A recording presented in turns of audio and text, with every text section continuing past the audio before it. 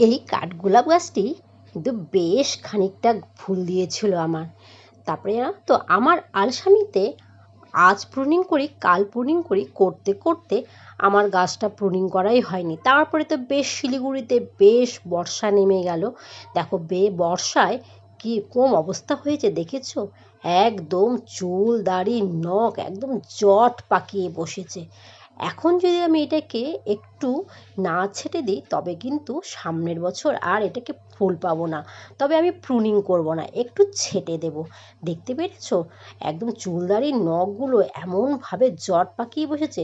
তার জন্য নিয়ে নিলাম আমি একটা ধার তরোয়াল দিয়ে এটাকে ছাটার পরে দেখলাম পারলাম না, তারপরে নিয়ে নিলাম একটা ছুরি।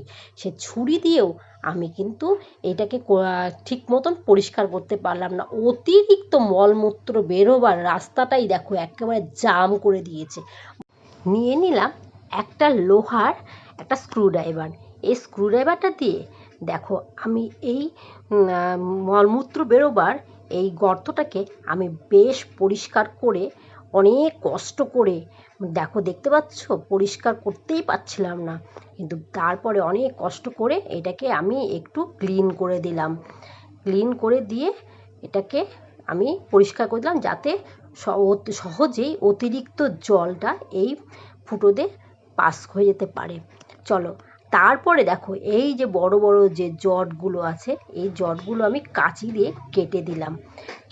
তবে জানো তো, এইটা যেহেতু আমি প্রুনিং করিনি তাই যে এর ভেতরে যে অনেক সূক্ষ্ম সূক্ষ্ম মানে একদম শিকড়গুলো হয়েছিল, সেই শিকড়গুলোকেও আমি কিন্তু ওই লোহার মানে স্ক্রুড্রাইভারটাকে দিয়ে মাটিটাকে আলগা করে আর সূক্ষ্ম সূক্ষ্ম এই চুলগুলোকে আমি কিন্তু বেছে ফেলে দিলাম, আর যেটা মোটা মোটা সেটা ফেলে দিলাম। আর যে দেখতে পাচ্ছ এই দেখো কত মোটা দেখেছো জট বানিয়ে বসেছে, এটাকেও আমি কেটে দেবো। একটু কেটে দিলাম যেহেতু প্রুনিং করিনি, তো প্রুনিং করলে এখন যেহেতু বর্ষা, এই বর্ষায় কিন্তু মানে গাছটা কিন্তু নষ্ট হয়ে যাবে। তাই জন্য আমি এই জিনিসটা আমি এই শিকড়গুলো অতিরিক্ত শিকড়গুলো আমি ছেটে দিলাম।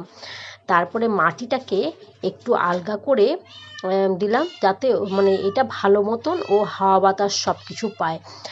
আর এই যে তোমার যে ছোট ছোট যে শিকড়গুলো আছে এটা কিন্তু ছিঁড়ে আমি ফেলে দেবো না, এখানেই টবেই আমি রেখে দেবো। এই ছোটো ছোটোগুলো দেখো যেগুলো বড়োগুলো আছে সেটা ফেলে দেবো, আর যে ছোটো ছোটোগুলো আছে সেই ছোটো ছোটোগুলো আমি এখানে রেখে দেবো।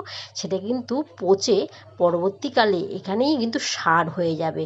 দেখতে পাচ্ছ যে একটু মোটাগুলো বেছে দিলাম, বাকিগুলো রেখে দিলাম। এবার আমি